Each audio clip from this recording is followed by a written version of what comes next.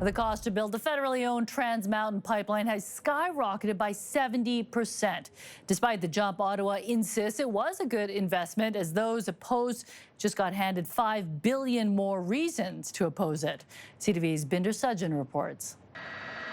A key rule of selling, whether it's property or pipelines, is to make the product appear attractive. The project continues to be a strong project. Federal Finance Minister Bill Morneau says despite costs for the Trans Mountain pipeline expansion increasing by 70% or $5.2 billion, it remains a great investment. The project will deliver $1.5 billion of available cash flow once it's finished. Ottawa purchased the existing pipeline from Edmonton to Burnaby in 2018 for $4.5 billion.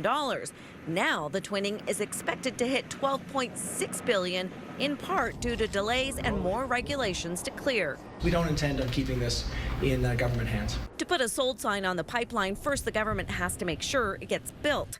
Indigenous groups failed to convince a judge they weren't properly consulted. They could appeal, but the project is going forward. We're well into construction at our terminals in Burnaby. We expect to have construction underway in all spreads in British Columbia and Alberta before the end of this year.